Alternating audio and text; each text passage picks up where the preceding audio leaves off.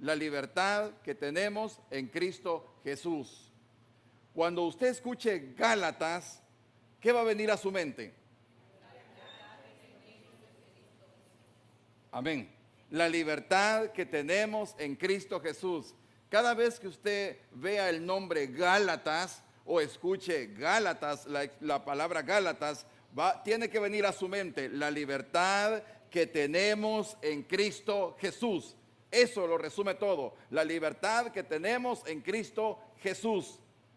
Y el tema que corresponde para esta mañana es una introducción de esta hermosa epístola llamado el Evangelio y nada más. El Evangelio y nada más. Le voy a invitar a que oremos esta mañana y le decimos: Padre, te damos gracias. Gracias por el privilegio que tú nos das de poder reunirnos en este lugar, de contar con un lugar, Señor, donde podemos venir a adorarte, exaltar tu nombre y recibir tu palabra en armonía y en comunión. Te damos gracias, Señor, por la vida de cada uno de mis hermanos, cada uno de los que han podido llegar hasta este lugar. Señor, y si hay quebranto de salud, se obrando aún en la distancia si es necesario, reconociendo que para ti no hay nada imposible. Tuya es la gloria, tuya es la alabanza y la adoración, Señor. Y queremos de principio a fin en este estudio de este hermoso libro de Gálatas reconocer cuán grande eres tú, Señor. A ti sea el honor hoy y siempre en el nombre de Cristo Jesús. Amén y amén. Si usted escucha el nombre de Gálatas, ¿qué viene a su mente? Exacto. La libertad que tenemos en Cristo Jesús. Hay libertad. Y esa libertad es única y exclusivamente en Cristo Jesús. Y es muy probable que usted haya escuchado o haya leído en la palabra de Dios que dice que al que el Hijo libertare, será verdaderamente libre. Y esa libertad que tenemos en Cristo Jesús la vamos a observar en esta epístola llamado Gálatas. Quizás de manera un poquito general, esta carta no es dirigida a una iglesia en específico, sino a una región donde habían más iglesias. Estaríamos hablando de 2 o más iglesias que habían en esta región. A diferencia, por ejemplo, cuando leemos la carta a los Efesios, está dirigida a la iglesia que se encontraba en la ciudad de Éfeso. Si leemos nosotros, por ejemplo, la carta a los Corintios, es una carta o son 2 cartas que están dirigidas a la iglesia que se encontraba en Corinto, en la ciudad de Corinto. Al igual la carta a Tesalónica, son cartas que van dirigidas a una iglesia específica, pero esta que nosotros vamos a estudiar a partir de este domingo y en las oportunidades que tengamos, está dirigido a una región donde habían varias iglesias. Ahora, ¿de qué tiempo estamos hablando en el cual Pablo escribe?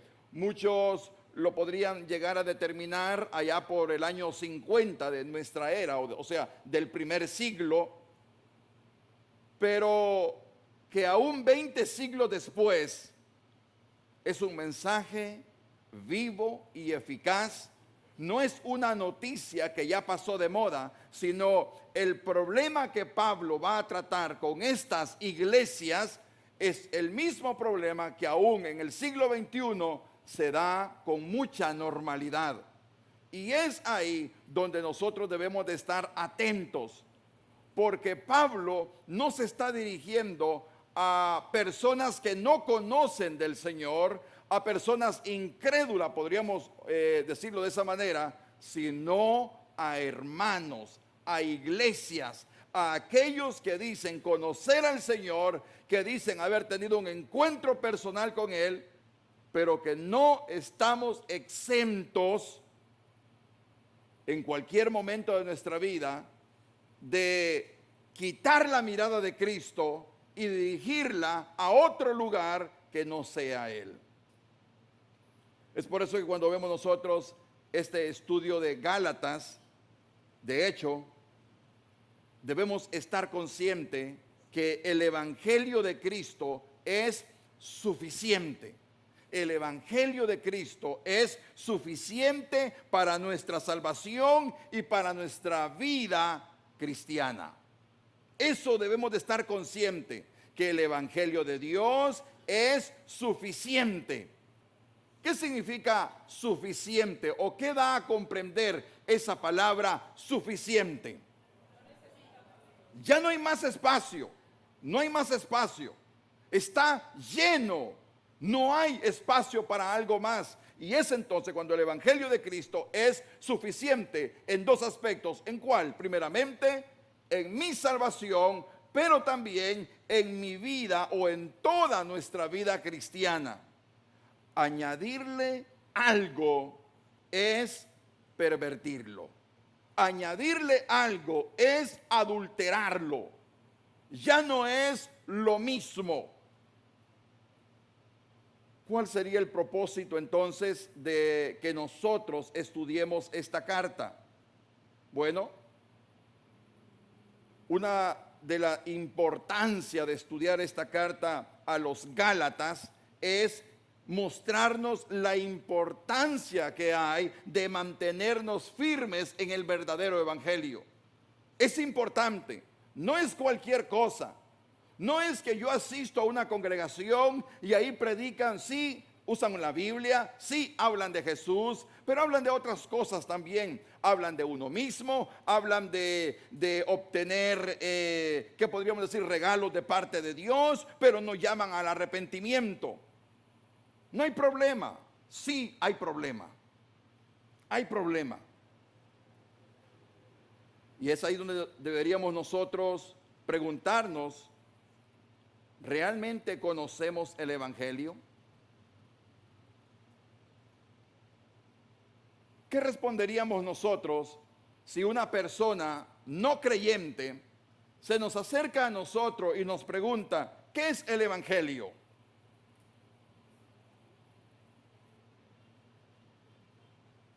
O nos preguntase también, ¿sobre qué descansa tu seguridad de que Dios te acepta? ¿Cómo tú estás seguro, pero seguro de que Dios te ha aceptado?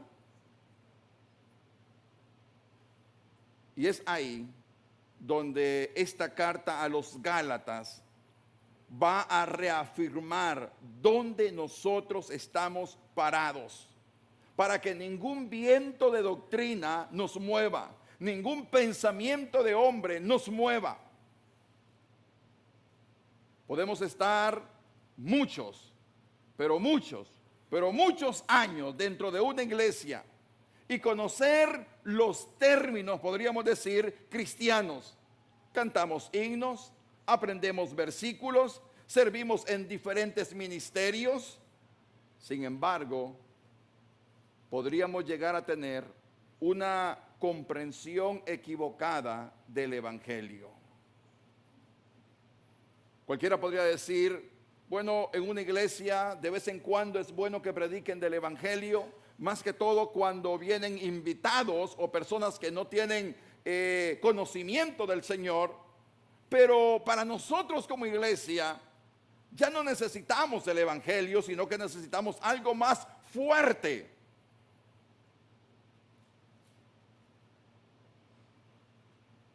Este problema que se daba en Galacia, en esa región, aunque ocurrió en las primeras iglesias, también ocurre en la actualidad. Los Gálatas habían recibido el Evangelio, pero estaban apartándose poco a poco de él. Nadie se aparta de una sola vez. No, es poco a poco, poco a poco. Quizás podríamos tomar la figura de cómo el niño pierde el temor al agua para aprender a nadar. ¿Lo pierde de una sola vez? No. Muchas veces al ver el agua llora. Pero ¿qué sucede cuando es expuesto poco a poco? Va perdiendo el miedo y se da cuenta que él puede tener esa habilidad de flotar y con técnicas puede movilizarse dentro del agua. Nunca va a ser un pez, pero el agua ya no va a ser aquella barrera que le promueve o le da miedo, sino que es algo normal.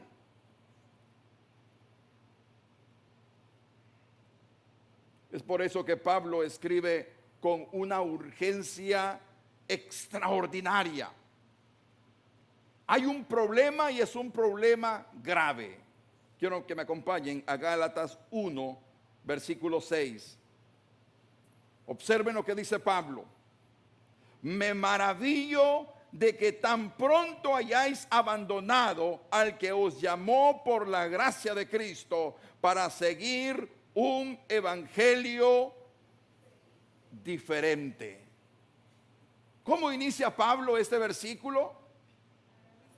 Me maravillo, me maravillo.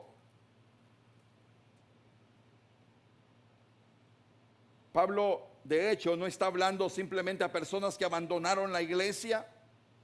Está hablándole a personas que han comenzado o comenzaron a cambiar el mensaje.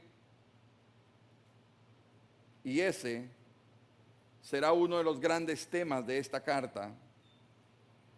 El evangelio no necesita añadidura. Muchos pueden llegar a pensar que al evangelio sería bueno como actualizarlo. ¿Qué es una actualización? Observémoslo de esta manera. ¿Qué es, por ejemplo, un celular inteligente cuando no se actualiza? Al final, ¿qué es? Nada. No va a funcionar. ¿Por qué? Debe de estar actualizándose para poder rendir, para poder servir. Y en ocasiones se ha llegado a pensar que sería bueno que también el evangelio se actualice. La Biblia 3.0. ¿Ya actualizado para el tiempo de hoy? No. ¿Saben que la misma palabra de Dios dice que abajo del sol no hay nada nuevo? No hay nada nuevo. En relación a el hombre no hay nada nuevo. En relación al pensamiento o a la conducta del hombre no hay nada nuevo.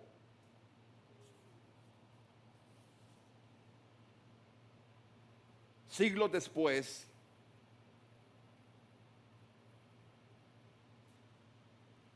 Martín Lutero enfrentó una situación que, aunque históricamente diferente, tocaba el mismo problema fundamental.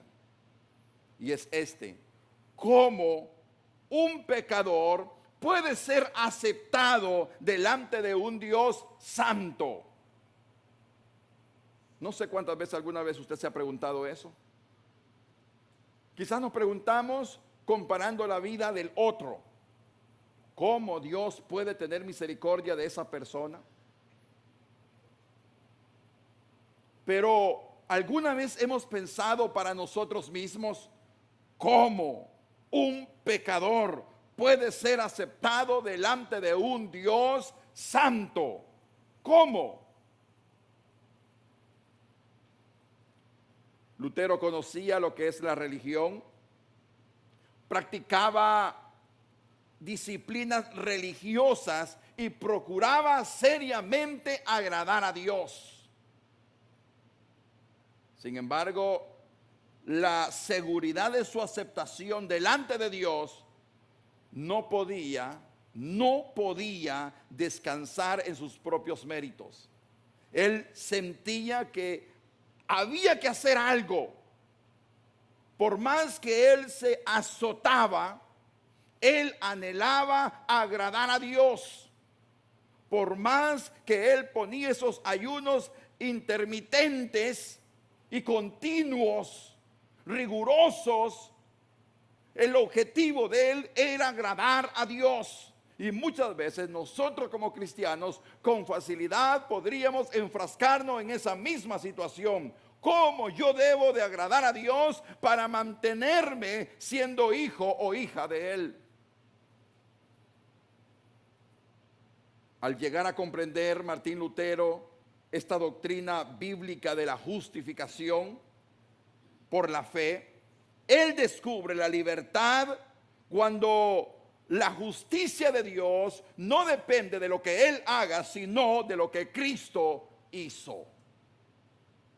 Por eso Gálatas llegó a ser una carta especialmente querida por Martín Lutero, a tal grado que él llegó a expresarlo de esta manera: la epístola de los Gálatas es mi epístola. Él llegaba a expresar también y decir: yo estoy casado con Gálatas. Y hasta el nombre de Gálatas le cambió y lo llamaba Catalina. ¿Por qué creen? Era el nombre de su esposa, ¿sí? Y decía: yo con Gálatas estoy casado. De Gálatas no me separo nunca. ¿Por qué? ¿Por qué no se separaba nunca de Gálatas? Porque había llegado a comprender que la libertad que hay en Cristo es mayor que lo que Él pueda producir o hacer. Y es ahí donde el mensaje para nosotros se va a enfocar. Volvamos continuamente al Evangelio. Volvamos continuamente al Evangelio. Y cuando digo el Evangelio no me estoy refiriendo a Lucas, Marcos, ni a Mateo, ni a Juan. Esos son 4 libros llamados los Evangelios. Pero estamos hablando del Evangelio de Dios, al cual debemos de ser expuestos constantemente. Lo primero que vamos a observar es esto: el Evangelio es nuestra necesidad permanente. El Evangelio es nuestra necesidad permanente. ¿Cuál es nuestra necesidad permanente? El Evangelio. El Evangelio. Versículo 6, observen una vez más: me maravillo de que tan pronto hayáis abandonado al que os llamó por la gracia de Cristo para seguir un evangelio diferente. Pablo en este versículo 6 se sorprende de que los Gálatas se hayan alejado tan rápidamente de aquel que los había llamado por la gracia de Cristo. Y esto nos deja una lección muy importante a nosotros: que el creyente nunca va a superar la necesidad del Evangelio después de su conversión. No es que escuché hoy el Evangelio, no es que he venido escuchando el Evangelio a tal grado que Cristo se revela a mi vida y entonces ya no necesito más Evangelio. No, el creyente nunca superará la necesidad del Evangelio luego de convertirse. El Evangelio, de hecho, no es únicamente un mensaje para entrar en el reino de Dios. El mensaje que necesitamos para vivir cada día en el reino de Dios es el Evangelio, el cual no es, porque muchas veces lo llegamos a catalogar, el Evangelio es el ABC. ¿Han escuchado ustedes ese concepto? El ABC es como lo básico para algo. No, el Evangelio no es el ABC. El Evangelio es de la A a la Z para el creyente. ¿Dónde vamos a encontrar nuestro fundamento? En el Evangelio. ¿A quién revela el Evangelio? A Cristo. ¿Qué necesita la iglesia? Conocer cada día más ¿a quién? A Cristo. Parecerse cada día más ¿a quién? A Cristo. Dar testimonio ¿de quién? De Cristo. Y es ahí entonces cuando podemos decir que el Evangelio sostiene nuestra fe, sostiene nuestras convicciones, sostiene nuestra vida moral, nos da el consuelo. El Evangelio nos llena de esperanza y el Evangelio nos permite una relación con Dios. ¿Qué es el cristiano sin una relación con Dios? No es cristiano, porque es el Evangelio el que me permite entonces o me sostiene esa relación con Dios. Cuando llega el dolor a la vida del hombre, ¿qué necesitamos? Se lo voy a responder la primera vez. El Evangelio. Cuando llega el pecado a la vida del hombre, ¿qué necesitamos?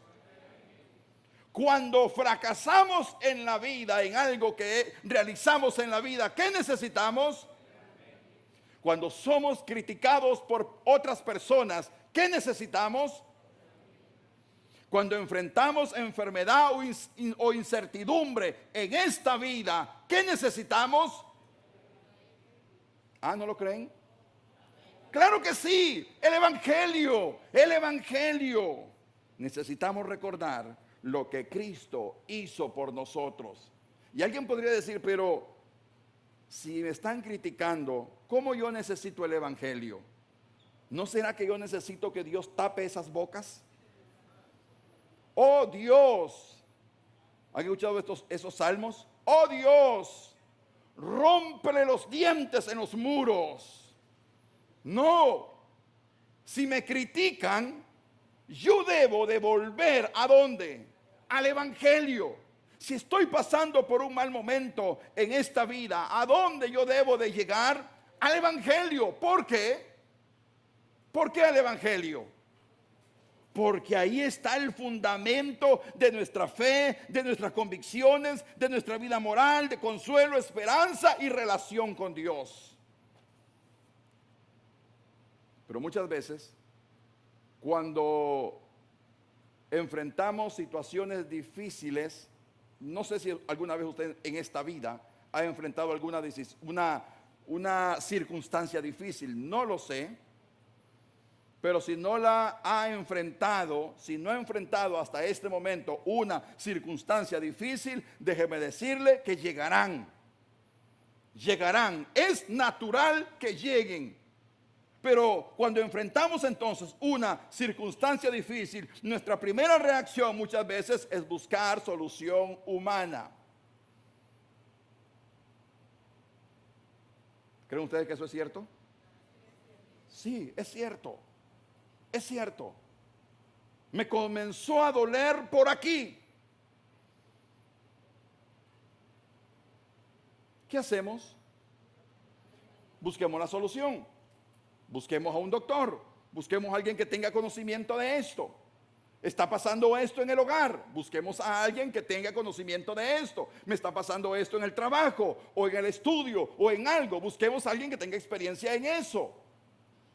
¿Es malo eso? No, la Biblia me manda a ser diligente, ¿sí? Pero entonces, es ahí donde como creyentes necesitamos nosotros preguntarnos, ¿qué verdad del Evangelio necesito recordar en este momento? ¿Qué verdad necesito recordar del Evangelio en este momento ante esta situación? Muchas veces lo pensamos cuando ya estamos, por decirlo, ya relajados. En el momento queremos resolver. Y sí, hay que resolver. Pero nunca se nos debe de olvidar que el control siempre lo ha tenido el Señor. Y aunque muchas veces uno podría tomar ya como último recurso y decir, bueno, yo creo que aquí no hay solución, vamos a orar. No, no debería ser esa el manejar del creyente. sino estar consciente, Dios tiene el control, tengo que ser diligente, pero sobre todo, confiar en qué? En su soberanía, su soberanía.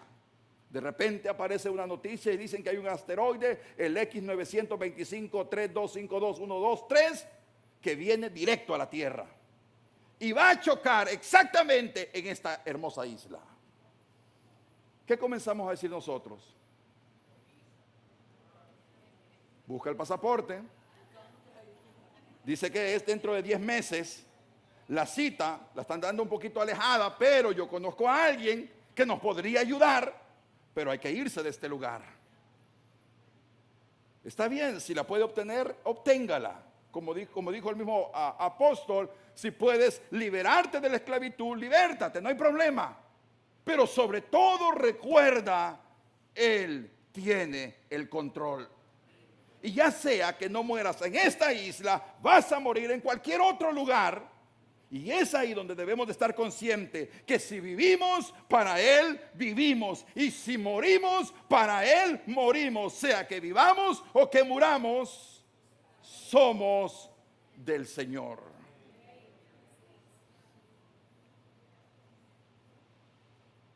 Muchas veces se hace un llamado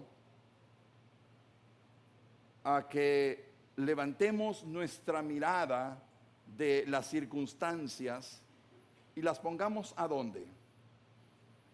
Arriba. Arriba. Porque arriba de toda circunstancia está el que gobierna, el que permitió que esa circunstancia llegase a nuestro alrededor. Es hermoso leer aquel salmo cuando el salmista David dice: ¿a quién tengo yo? ¿A dónde? En la embajada, o en el puesto policial, o en el juzgado, o en el hospital, o en la clínica. No, fuera de todo eso que me puede ayudar, tengo a Él en los cielos, y fuera de Él no necesito nada. ¿Se recuerdan ustedes? Hay una historia, siempre en el Antiguo Testamento, de un hombre llamado Jesse, que era el ayudante de Eliseo. En una mañana él sale, y cuando sale, ¿qué observa? Que la ciudad estaba rodeada del ejército enemigo. Quizás nosotros no hemos vivido una situación como esa cuando rodea el enemigo un lugar o va a atacar y estar en medio de un conflicto. Pero yo no sé si Jesse comenzó a correr de un lugar a otro, comenzó a decir: hoy sí, de esta nos salimos, hoy sí llegó el día. Yo te dije, profeta, que nos fuésemos de esta ciudad hace 2 semanas, no me hiciste caso y hoy aquí estamos. Porque muchas veces en el problema abrimos nuestra boca y comenzamos a expresar posibles soluciones que no tomamos en cuenta, pasos que teníamos que haber hecho, pero que ahora no se pueden realizar porque ya es tarde. Y no sé si este joven caminaba de un lugar para otro, no quería escuchar nada, pero entonces, ¿qué hizo el profeta? Oró al Señor y le dijo: oh Dios, ábrele los ojos a este joven. Cuando Dios permitió que Jesse no pusiese su mirada en las circunstancias que estaban alrededor, sino lo que estaba arriba de las circunstancias, ¿qué vio? Carros de fuego y el ejército de Dios que los cuidaba.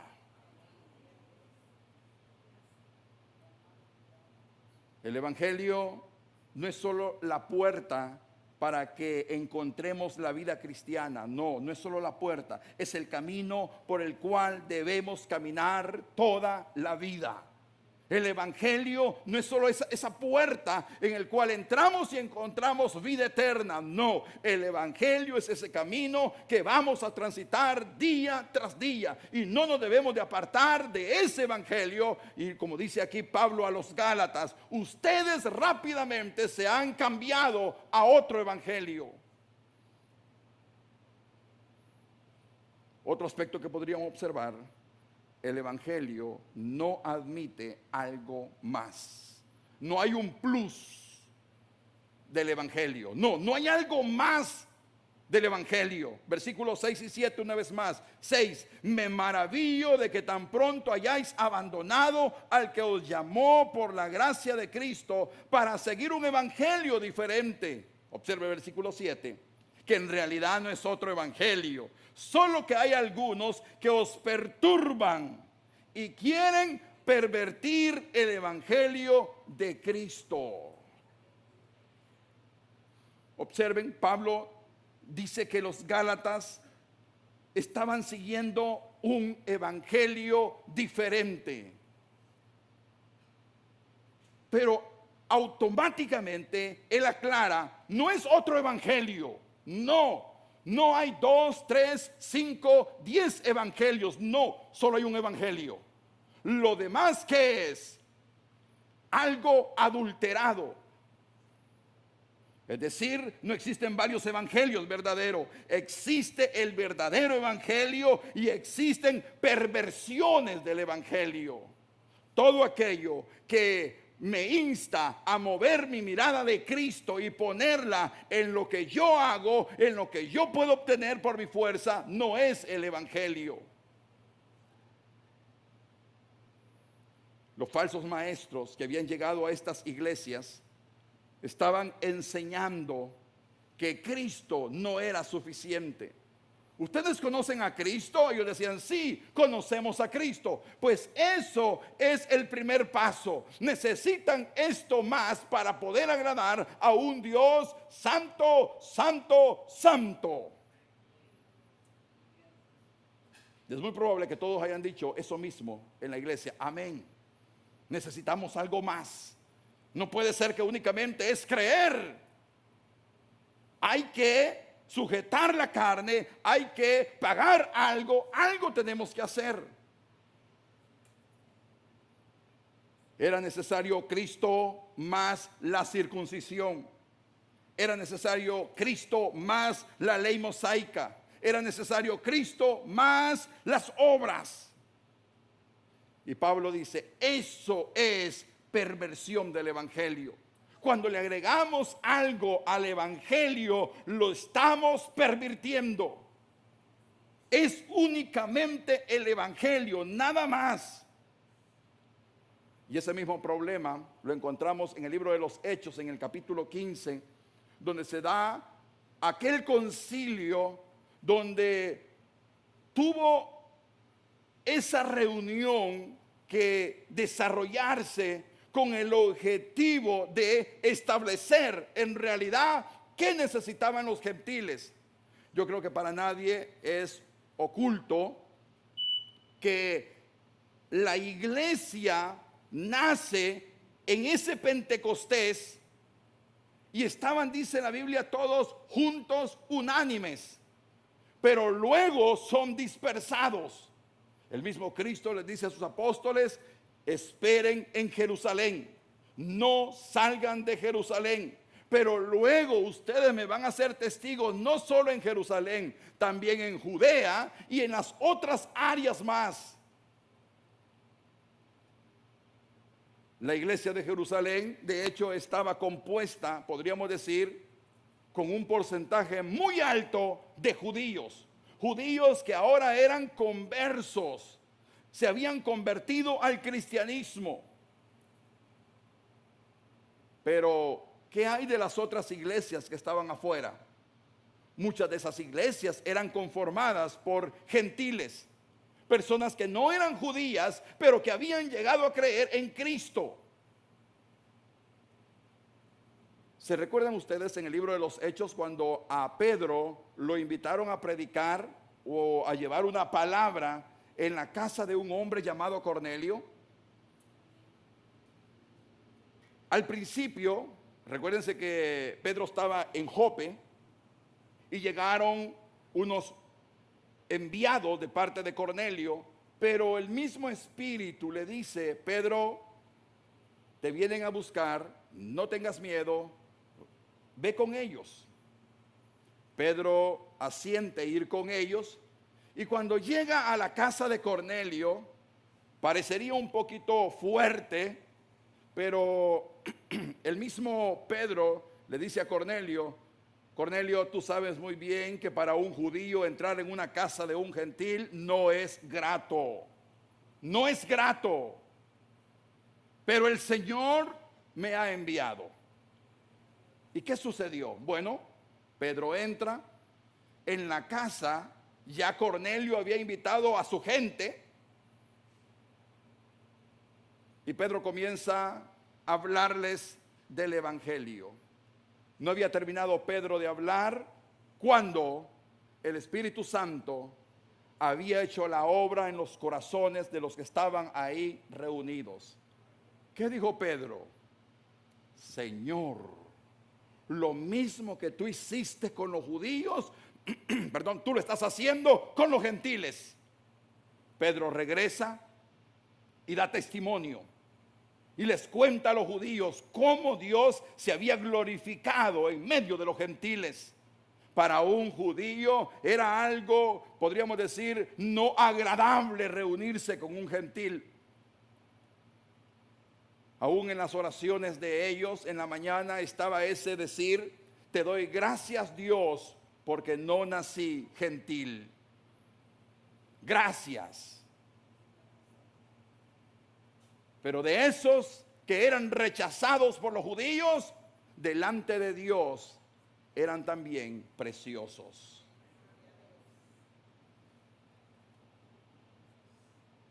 Esa problemática que se da entonces en el capítulo 15 del libro de los Hechos, donde se desarrolla ese concilio y se determina que los hermanos gentiles no tienen que guardar la ley, no tienen por qué guardar la ley. Pero para que se dé entonces este concilio o reunión, anteriormente unos hermanos de Jerusalén fueron a la otra iglesia y les dijeron: ¿ustedes creen en Cristo? Sí, dijeron ellos. Ok, muy bien. Pero no solo es creer en Cristo, también hay que guardar la ley. Porque Jesús guardó la ley. ¿Creen ustedes que eso es cierto? Sí, la guardó y la cumplió. El único que pudo cumplir la ley a cabalidad fue él. Pero ahora estos hermanos de Jerusalén llegaban a Antioquía y les decían: ustedes también deben de guardar la ley y deben también de circuncidarse. Eso causó, de hecho, podríamos decir, un descontento en medio de la iglesia. Y es por eso que se crea este concilio, esa reunión urgente que se relata en Hechos capítulo 15. Y se determina que los hermanos gentiles no tienen por qué guardar la ley. Únicamente un par de indicaciones nada más. Pero por lo demás, pasadlo bien. De hecho, aquí en Gálatas el problema no era enseñar obediencia. No, el problema no es enseñar la obediencia. El problema es convertir esa obediencia en la base de nuestra aceptación delante de Dios. Si yo soy obediente, entonces ¿qué sucede? Tengo el favor de Dios. Si yo vengo temprano a la iglesia, tengo el favor de Dios. Si yo tengo un privilegio entre la iglesia, tengo un favor de Dios. Si yo hago esto o aquello o hago todo, yo tengo más favor de parte de Dios. ¿Será cierto eso? No, no. Y aquí podemos nosotros recordar ese énfasis de Martín Lutero y de la Reforma, que decía: cuando la confianza del pecador deja de estar exclusivamente en Cristo y comienza a descansar en sus propias obras, se ha alterado el evangelio. Cuando mi confianza deja de estar en lo que Cristo exclusivamente hizo y descansa en lo que yo pueda hacer en la congregación o en la vida cristiana, entonces he alterado el evangelio. Eso de el Cristo más algo sigue aún en este tiempo. Puede ser Cristo más mi moralidad. puede ser Cristo más mi desempeño, puede ser Cristo más mi ministerio, Cristo más mi religión, Cristo más mis méritos. Incluso podríamos caer en algo que es un poquito más sutil: Cristo más mi capacidad de mantenerme suficientemente bueno. ¿Por qué creemos que hemos alcanzado el favor de parte de Dios? Porque desde que le conocí hasta hoy no he dicho ninguna palabra descompuesta. O porque desde que lo conocí hasta hoy no he ingerido ninguna gota de alcohol, o no he utilizado ningún tipo de droga, o no he visto nada indebido a través de mis ojos. ¿Será que eso me da más acercamiento a Dios? Nuestra esperanza no está en cuánto hemos hecho por Cristo. Nuestra esperanza está en lo que Cristo hizo por nosotros. Esa debe de ser siempre nuestra esperanza, en lo que Cristo hizo por nosotros. Y ahora podríamos preguntarnos a nosotros mismos como iglesia, hoy en el 2026, amada iglesia, ¿habrá algo además de Cristo en lo que estemos descansando para sentirnos aceptados por Dios? ¿Habrá algo en lo que yo me sienta, que podríamos decir, completo, porque lo estoy haciendo para Dios? Y creer que eso me permite que Dios me acepte. Si lo hay, hoy es tiempo para despojarnos de todo eso y saber que es solo Cristo, solo Cristo. Y es ahí donde podemos observar que la salvación descansa en Cristo y no en nuestros méritos. La carta a los Gálatas defenderá una verdad fundamental, y es esta: somos justificados por la fe en Cristo y no por las obras. Somos justificados por la fe en Cristo y no por las obras. Gálatas capítulo 3, quiero que me acompañen, versículo 10 al 12, dice de la siguiente manera: porque todos los que son de las obras de la ley están bajo maldición, pues escrito está: maldito todo el que no permanece en todas las cosas escritas en el libro de la ley para hacerlas. Y nadie es justificado ante Dios por la ley, es evidente, porque el justo vivirá por la fe. Sin embargo, la ley no es de fe, al contrario, el que las hace vivirá por ellas. ¿Qué me muestra la ley? ¿Qué me refleja la ley? Bueno, lo que la ley me refleja es el estándar perfecto de Dios y al mismo tiempo nuestra incapacidad de cumplirla.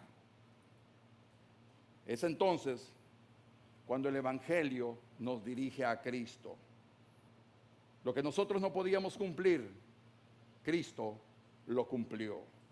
Lo que nosotros no podíamos pagar, Cristo lo pagó. La justicia que nosotros no podíamos producir, Cristo la proveyó para nosotros.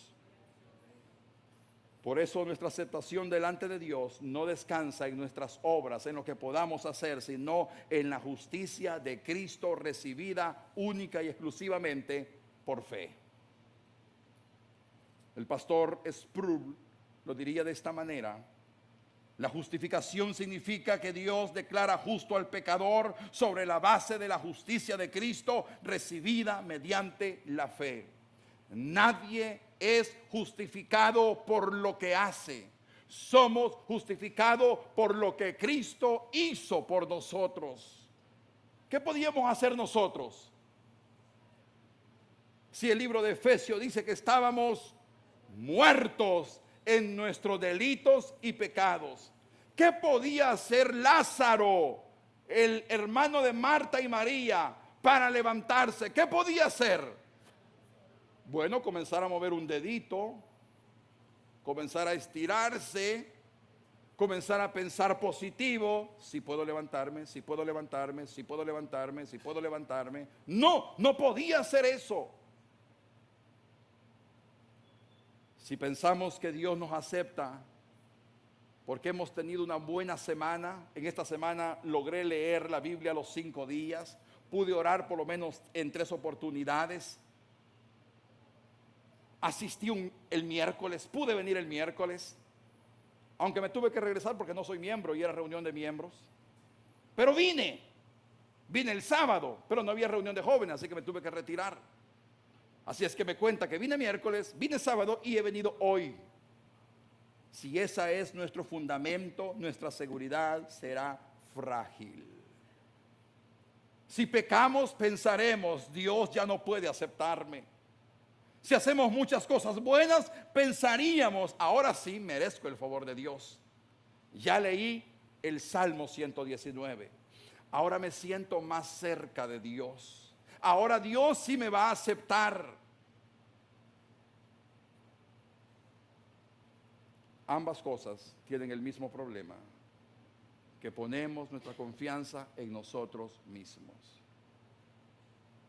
Hubo un hombre que puso su confianza en sí mismo cuando le advirtieron: tú me vas a traicionar. ¿Qué dijo él? ¿Alguien se recuerda qué dijo él? No. Qué poco me conoces, Jesús. Si alguien se va a quedar aquí contigo, no van a ser esos 11. Quita esos 11 y ¿quién queda? Tú. Tú lo has dicho. Todos se pueden escandalizar e irse y que se vayan. Yo no, Jesús. Si es necesario, yo doy mi vida por ti. Primera escena, una criada se le acerca. ¿Tú estabas con él? ¿Qué dijo? No, yo no le conozco. Pero yo te vi con él, no sé quién es él. Y vuelven a enfrentarlo una tercera vez y él comienza a jurar y a maldecir que no lo conoce. ¿Por qué? Porque él confiaba en sí mismo. El Evangelio cambia completamente esa perspectiva. No obedecemos para comprar nuestra salvación, no, obedecemos porque ya hemos sido salvos. Acompáñame a Romanos. En Romanos capítulo 6, versículo 22, observe cómo lo diría Pablo. Pero ahora, habiendo sido libertados del pecado, si Pablo dice que hemos sido libertados del pecado, ¿a qué se refiere? Somos libres, somos salvos, hemos sido libertados. Pero ahora, habiendo sido libertados del pecado y hechos siervos de Dios, tenéis por vuestro fruto, ¿el qué? La santificación y como resultado, la vida eterna. La santificación es necesaria para la vida del creyente, pero no es el camino por el cual obtenemos el favor de Dios. No, la salvación es fruto de haber sido salvos. No obedecemos para ser aceptados, obedecemos porque hemos sido aceptados en Cristo. No es que mi obediencia va a llamar la atención de Dios, no. ¿Por qué creen ustedes que Dios seleccionó a Noé en medio de una sociedad corrompida al máximo? ¿Por qué? Porque Noé era bueno. Porque Noé tenía un nombre fácil de recordar, de modo que Dios decía Noé. No, el texto dice, y halló gracia Noé delante de Dios. Fue la gracia de Dios la que obró en este hombre que estaba al mismo nivel que todos. Al igual, esa misma gracia ha obrado en nuestras vidas. Y por lo cual el llamado es entonces a mantenernos en ese evangelio. El evangelio va a producir en nosotros 3 aspectos importantes: salvación, libertad y unidad. Esta carta no solo va a defender la pureza del evangelio, también nos mostrará esos 3 resultados. La salvación, como dice Romanos capítulo 5, versículo 1 y 2, se los leo, dice: por tanto, habiendo sido justificados por la fe, tenemos paz para con Dios por medio de nuestro Señor Jesucristo, por medio de quien también hemos obtenido entrada por la fe a esta gracia en la cual estamos firmes y nos gloriamos en la esperanza de la gloria de Dios. Cristo nos reconcilió con Dios y nuestra esperanza no depende de lo que nosotros hagamos, no depende de nuestros méritos, sino de lo que Él hizo. Pero no solo de la salvación, también hay libertad. Observemos aquí en Gálatas capítulo 5, versículo 1, dice Pablo: para libertad fue que Cristo nos hizo libres. ¿Para qué Dios lo libertó a usted? Para ser libre, para ser libre. Por tanto, permaneced firmes y no os sometáis otra vez al yugo de esclavitud. El Evangelio nos libra de la esclavitud. Intentar ganar la aprobación de Dios mediante nuestros propios méritos es innecesario. La salvación no solamente cambia nuestro destino, cambia también nuestra vida presente. Y el tercer aspecto de la unidad, el Evangelio también derriba esas barreras que separaban al pueblo de Dios. En Cristo somos una sola familia. Como diría este mismo Gálatas en el capítulo 3, versículo 28, observe: no hay judío ni griego, no hay esclavo ni libre, no hay hombre ni mujer, porque todos sois uno en Cristo Jesús. El Evangelio llegó a confrontar esa división que había entre judíos y gentiles que existía en ese tiempo y mostró una unidad en Cristo Jesús. Esa verdadera unidad solo se encuentra en los creyentes. Y es ahí donde deberíamos nosotros preguntarnos: ¿el Evangelio me está haciendo más humilde? ¿Me está haciendo más libre en Cristo? ¿Me está acercando más a mis hermanos? ¿O porque es de este sector no lo relaciono mucho?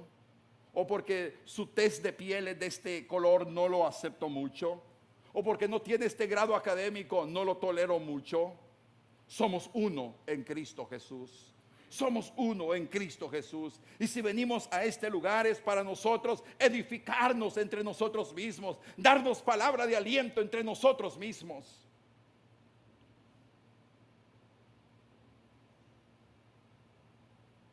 El llamado general sería ese: volvamos al Evangelio. Y durante los próximos domingos, cuando me corresponda el predicar, vamos a caminar en estos 6 capítulos de Gálatas. Vamos a estudiar la gracia, la justificación, la fe, la ley, la libertad, el Espíritu Santo, la santificación, la adopción, la vida cristiana. Pero detrás de todo eso hay una verdad. Y es esta: Cristo es suficiente. Cristo es suficiente. No necesitamos Cristo más las obras, Cristo más los méritos, Cristo más la religión, Cristo más nuestro desempeño. No lo necesitamos. Necesitamos a Cristo. Él vivió la vida perfecta que nosotros no podíamos vivir. Él murió la muerte que nosotros merecíamos. Él resucitó para nuestra justificación, y nuestra seguridad delante de Dios descansa sobre Él.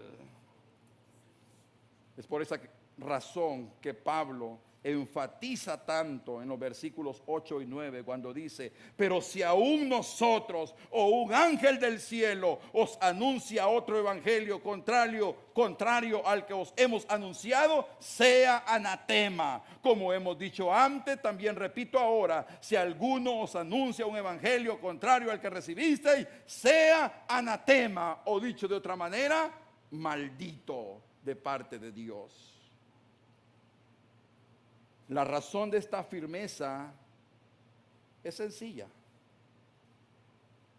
El Evangelio es tan precioso que no debe ser adulterado. La iglesia puede sobrevivir sin muchas cosas.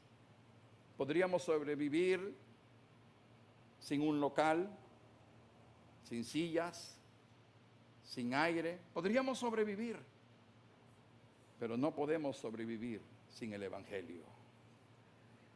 Y el creyente puede atravesar muchas circunstancias difíciles, pero necesita regresar al mismo lugar, y ese es Cristo. Y podríamos quizás finalizar con un par de preguntas. ¿Dónde está descansando hoy nuestra confianza delante de Dios? ¿En Cristo o en lo que hacemos? ¿Hay algo que hemos añadido a Cristo y que ahora se ha convertido en nuestra seguridad? ¿Estamos viviendo el Evangelio como de la A a la Z en nuestra vida cristiana?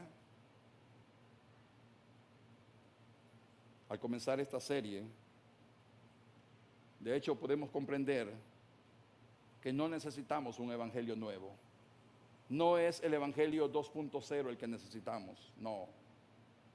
El evangelio más atractivo o adaptado a nuestras preferencias no es el que nosotros necesitamos. Necesitamos volver al verdadero evangelio y saber que es el evangelio y nada más.